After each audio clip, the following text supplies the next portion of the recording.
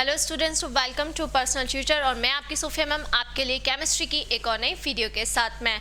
तो कल लास्ट वाली वीडियो तक हमने कॉम्प्लेक्सेस के अंदर ज्योमेट्री पढ़ा था, तो मैंने सोचा क्यों ना ये ज्योमेट्री वाला जो टॉपिक है, इसमें आपकी एक यूनिट है इनऑर्गेनिक केमिस्ट्री में केमिकल बॉन्डिंग, उसके अंदर भी आपका जो ज्योमेट्री वाला टॉपिक है वो वहाँ पर भी रिपीटेड है। तो हम यहाँ पर केमिकल बॉन्डिंग का जो ज्योमेट्री वाला टॉपिक है उसको भी यहाँ पर कवर अप कर ले रहे हैं, ताकि आपको दोनों जो चीज़ें हैं वो क्लियर हो जाए।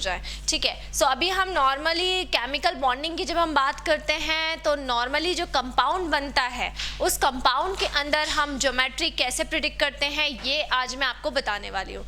ठीक है, अभी यहाँ पर हम कुछ पहले मैं आपको बेसिक रूल्स बताऊंगी, उसके बाद में मैं आपको नॉर्मल जो हमारे कंपाउंड होते हैं उनमें हम ज्योमेट्री किस तरह से पता करते हैं ये मैं आपको बताऊंगी। इनऑर्गेनिक केमिस्ट्री का बहुत ही इम्पॉर्टेंट टॉपिक है और बीएससी फर्स्ट ईयर में चाहे कोई भी यूनिवर्सिटी हो वहाँ पर ये वाला जो टॉपिक है ये आपसे पूछा जाता है, तो बहुत ही अच्छी तरीके से इस टॉपिक को आप लोग पढ़िएगा। चलिए, अभी मैं आपको कुछ रूल्स यहाँ पर बताने वाली हूँ। देखें, तो हम यहाँ पर ले रहे हैं केमिकल बॉन्डिंग का टॉपिक, केमिकल बॉन्डिंग हम यहाँ पर ले रहे हैं। ठीक है, अब केमिकल बॉन्डिंग हम यहाँ पर ले रहे हैं और आपको कुछ बेसिक चीज़ें हैं जो आपको याद रखनी पड़ेगी। अब केमिकल बॉन्डिंग की अगर हम यहाँ पर बात करते हैं तो केमिकल बॉन्डिंग मतलब डेफिनेटली जहाँ पर क्या आ रहा है, केमिकल बॉन्ड बन रहा है। ठीक है, कंपाउंड में क्या बनेगा, केमिकल बॉन्ड बनेगा डेफिनेटली।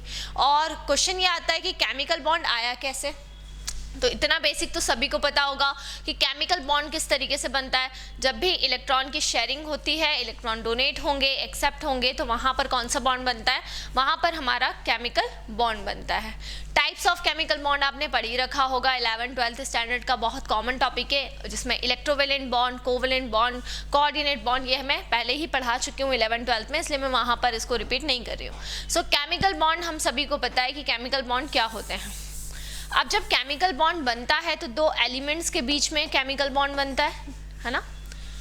तो कोई भी जो एलिमेंट होते हैं उनके अंदर दो टाइप के इलेक्ट्रॉन पेयर प्रेजेंट होते हैं। ठीक है, कोई भी जब हम एक पर्टिकुलर एलिमेंट को लेंगे तो उसके अंदर दो टाइप के जो केमिकल बॉन्ड है, इलेक्ट्रॉन पेयर हैं, वो प्रेजेंट रहेंगे। अब वो इलेक्ट्रॉन पेयर कितने टाइप के होते हैं, अगर हम इलेक्ट्रॉन पेयर की बात करते हैं, ठीक है, तो इलेक्ट्रॉन पेयर कितने टाइप के हो जाते हैं, अगर हम इलेक्ट्रॉन पेयर की बात कर रहे हैं सो इलेक्ट्रॉन पेयर दो टाइप के हो जाते हैं। ठीक है, तो जब भी हम बात करते हैं केमिकल बॉन्ड बनता है तो यहाँ पर अगर हम देखते हैं इलेक्ट्रॉन पेयर को, तो वो जो हमारे इलेक्ट्रॉन पेयर होते हैं वो इलेक्ट्रॉन पेयर कितने टाइप के होते हैं, दो टाइप के होते हैं। अब वो जो दो टाइप के इलेक्ट्रॉन पेयर होते हैं, इसमें पहले वाला जो टाइप होता है वो हो जाता है हमारा बॉन्ड पेयर।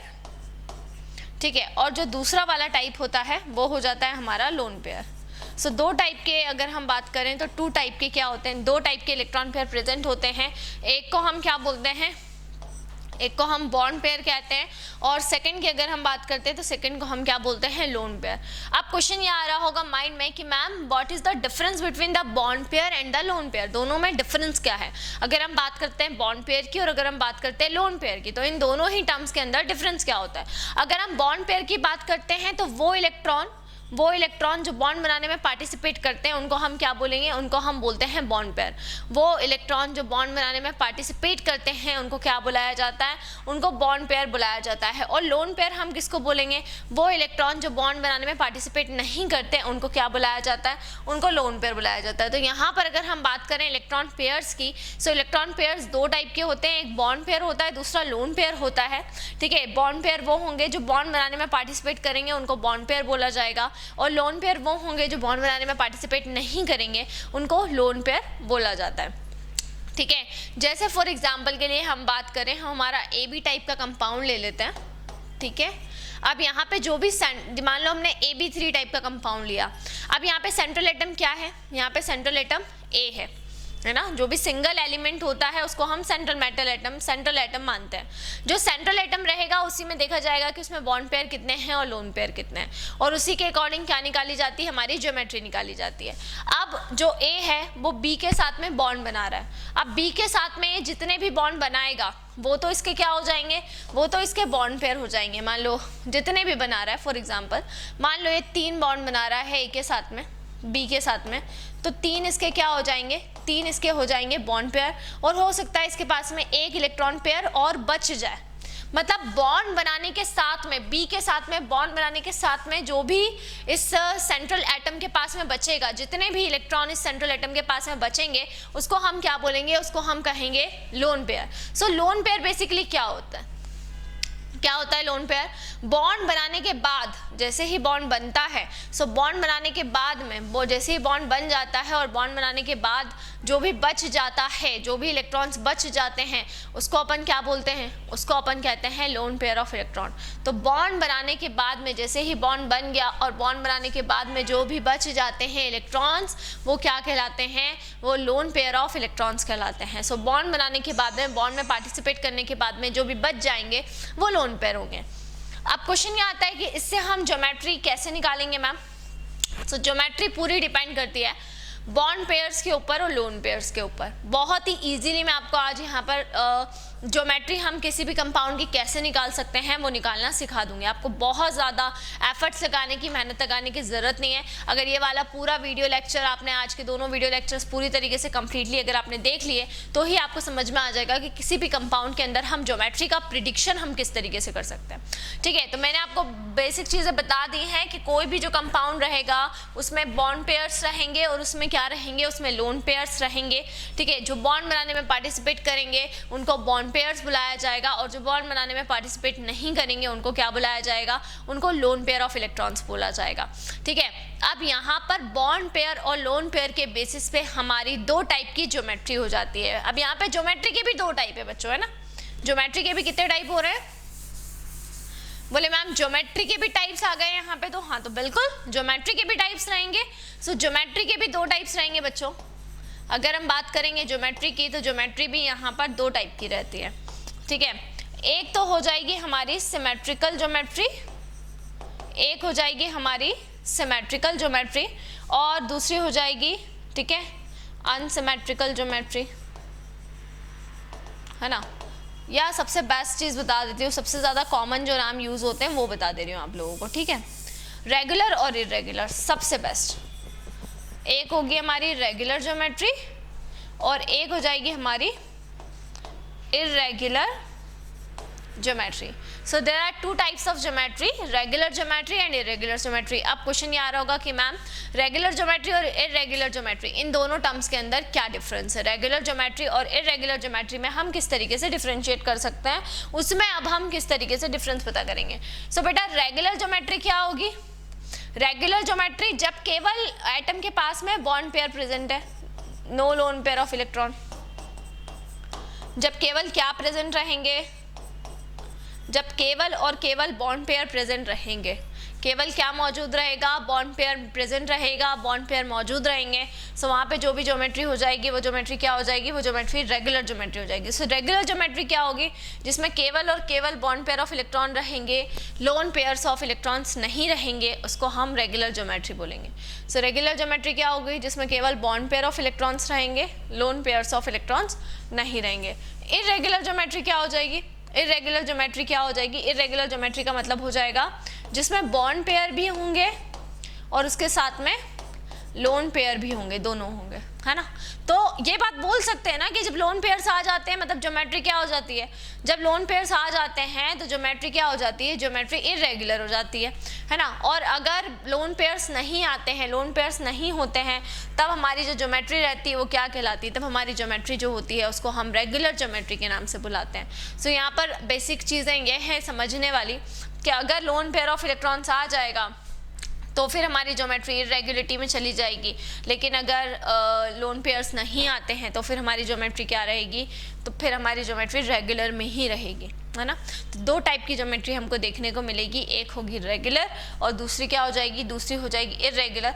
दोनों में डिफरेंस क्या रहेगा? एक में लोन पेयर रहेंगे और एक में लोन पेयर नहीं रहेंगे। ठीक है, अब मैं आपको यहाँ पर सबसे पहले पढ़ाऊंगी रेगुलर ज्योमेट्री बच्चों। पहले हमको रेगुलर पढ़ना है और फिर हम इरेगुलर की तरफ जाएंगे। सो पहले हम केवल वो वाले केसेस पढ़ेंगे कि जब केवल और केवल बॉन्ड पेयर ही प्रेजेंट रहेंगे, जब केवल क्या प्रेजेंट रहेंगे, जब केवल बॉन्ड पेयर प्रेजेंट है, लोन पेयर प्रेजेंट नहीं है, केवल और केवल बॉन्ड पेयर ही प्रेजेंट है, loan pair of electron present नहीं है, तो उस केस में अगर हम बात करेंगे तो उस केस में जो हमारी ज्योमेट्री रहेगी वो हम किस तरीके से डिटरमाइन करेंगे। ठीक है, तो हम पहले रेगुलर ज्योमेट्री पढ़ने वाले हैं। चलिए, तो अभी हमारा टॉपिक हम ले लेते हैं रेगुलर ज्योमेट्री। चलो, सो हमारा टॉपिक है बच्चों रेगुलर ज्योमेट्री। ठीक है, चलिए, अब रेगुलर ज्योमेट्री क्या होगी? रेगुलर ज्योमेट्री का मतलब हो गया ओनली बॉन्ड पेयर। ठीक है, केवल क्या प्रेजेंट रहेंगे? केवल बॉन्ड पेयर ऑफ इलेक्ट्रॉन ही प्रेजेंट रहेंगे। There is no lone pairs of electrons, केवल बॉन्ड पेयर्स ही हैं, लोन पेयर ऑफ इलेक्ट्रॉन्स नहीं हैं। तो उसको हम क्या बोलेंगे यहाँ पर? उसको हम कहेंगे रेगुलर ज्योमेट्री। तो केवल अगर bond pair of electron present है अगर, तो वहाँ पर उस केस में वो कहलाएगी आपकी रेगुलर ज्योमेट्री। अब रेगुलर ज्योमेट्री की अगर हम यहाँ पर बात कर लेते हैं तो केवल क्या प्रेजेंट है? केवल बॉन्ड पेयर प्रेजेंट है, there is no lone pair of electron. तो उस केस में यहाँ पर ज्योमेट्री क्या कहलाएगी? ज्योमेट्री यहाँ पर कहला जाती है रेगुलर ज्योमेट्री यहाँ पर हो जाएगी। अब यहाँ पर हम पहली सिचुएशन में बात करते हैं, फर्स्ट सिचुएशन में। ठीक है, कि मान लीजिए कि आपका जो भी पहला केस हो गया, आपका जो टाइप ऑफ कंपाउंड है वो है एबी टाइप कंपाउंड, है ना? क्या है?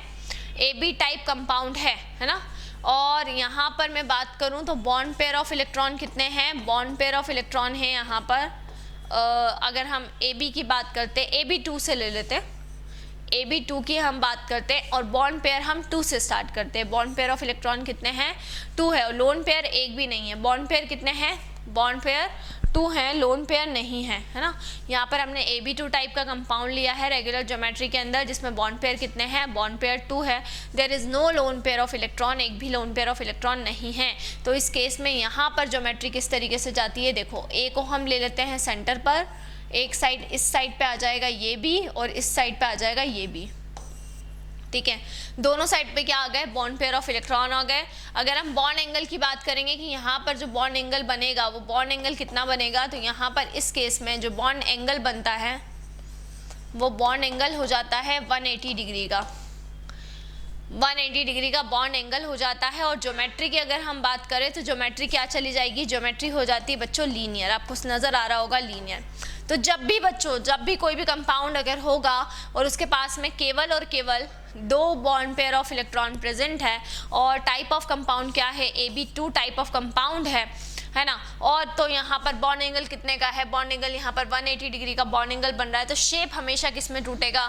शेप हमेशा जाएगा लीनियर बच्चों। और बॉन्ड एंगल यहाँ पर हो जाएगा, बॉन्ड एंगल हो जाएगा 180 डिग्री का, यहाँ पे बॉन्ड एंगल देखने को मिलता है ना? और यहाँ पर लीनियर शेप हो जाता है, लीनियर शेप देखने को मिलता है। यहाँ पर लीनियर शेप हो जाएगा, बॉन्ड एंगल हो जाएगा यहाँ पर 180 डिग्री। तो सीधे सीधे यहाँ पर जो 180 डिग्री है वो 180 डिग्री यहाँ पर चला जाएगा। ठीक है, सेकेंड अगर हम यहाँ पर बात करते हैं, सेकेंड टाइप अगर हम ले लेते हैं, तो सेकेंड टाइप के केस में मान लो कि हमारा जो भी टाइप ऑफ कंपाउंड है वो टाइप ऑफ कंपाउंड है AB3 टाइप ऑफ कंपाउंड, है ना? AB3 टाइप ऑफ कंपाउंड है। अब इस केस में अगर मैं बॉन्ड पेयर की बात करूं तो बॉन्ड पेयर कितने चले जाएंगे? बॉन्ड पेयर चले जाएंगे बच्चों 3।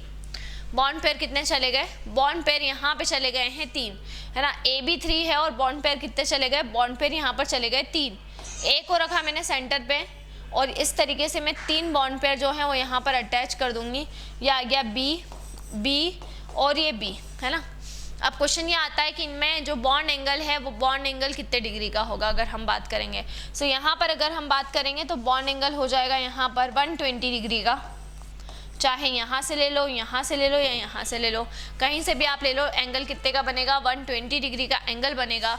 और यहाँ पर जो ज्योमेट्री हो जाती है वो हो जाती है ट्राइगोनल प्लेनर, जो कि फिक्स ज्योमेट्री है जिसमें कोई भी चेंज नहीं होगा। सो ट्राइगोनल प्लेनर यहाँ पे ज्योमेट्री देखने को मिलेगी। 2 केसेस मैंने आपको बता रही हूँ। पहला AB2 टाइप का कंपाउंड बनेगा जिसके अंदर अगर मैं बात करूँ तो बॉन्ड पेयर कितने हो जाएंगे? दो बॉन्ड पेयर हो जाएंगे, बॉन्ड एंगल कितने का हो जाएगा, बॉन्ड एंगल 180 डिग्री का हो जाएगा, दोनों के बीच में जो एंगल बनेगा वो 180 डिग्री का एंगल बनेगा। और यहाँ पर बन जाएगा आपका जो टाइप ऑफ ज्योमेट्री है वो आपका बन जाएगा लीनियर। ठीक है, अगर हम बात करते हैं AB3 टाइप का अगर हम कंपाउंड लेते हैं तो AB3 के केस में बॉन्ड पेयर कितने हो जाएंगे, बॉन्ड पेयर यहाँ पर हो जाएंगे 3। ठीक है, और यहाँ पर जो तीनों हमारे B टर्मिनल हैं वो तीनों टर्मिनल A के आसपास जो हैं वो आ जाएंगे, और यहाँ पर जो भी बॉन्ड एंगल रहेगा पर्टिकुलर वो कितने डिग्री का हो जाएगा, वो यहाँ पर 120 डिग्री का देखने को मिलेगा।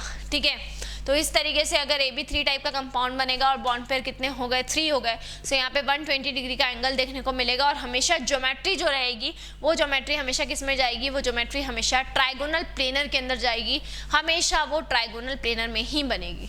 ठीक है, अभी हम अगली बात कर लेते हैं AB3 के बाद में अगर हम बात करते हैं AB4 हमारा रहेगा। टाइप ऑफ कंपाउंड क्या चला गया, तीसरा केस मैं आपको पढ़ाने जा रही हूँ। रेगुलर ज्योमेट्री हम यहाँ पर पढ़ रहे हैं जो कि फिक्स रहती है। तो थर्ड केस क्या होगा, रेगुलर ज्योमेट्री के अंदर अगर मैं थर्ड केस की बात करूं तो तीसरा केस क्या देखने को मिलेगा, थर्ड केस की अगर मैं बात करूं तो थर्ड केस क्या देखने को मिलेगा, यहाँ पर टाइप ऑफ कॉम्प्लेक्स जो आपका रहेगा वो हो जाएगा, देखो पहले मैं बॉन्ड पेयर बता देती हूँ। थर्ड केस में बॉन्ड पेयर हो गए हैं, बॉन्ड पेयर हो गए हैं 4, है ना। टाइप ऑफ कंपाउंड क्या हो गया, AB4 हो गया, बॉन्ड पेयर 4 हो गए, टाइप ऑफ कंपाउंड कितना हो गया, AB4 हो गया।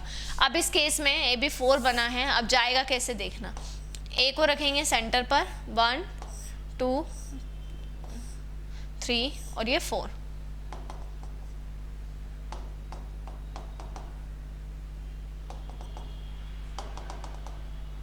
ठीक है, तो इस तरीके से यहाँ पर ये B, यहाँ पे B, यहाँ पे B और ये यहाँ पर भी क्या आ जाएगा, यहाँ पर भी B आ जाएगा। सो इस टाइप से शेप हमको देखने को मिलता है। और यहाँ पे बॉन्ड एंगल की अगर मैं बात करूँ सो यहाँ पे बॉन्ड एंगल आपका देखने को मिलेगा 109 डिग्री 28 मिनट, है ना, 109 डिग्री 28 मिनट। और यहाँ पर जो टाइप ऑफ कॉम्प्लेक्स आपका रहेगा वो हो जाएगा टेट्राहेड्रल।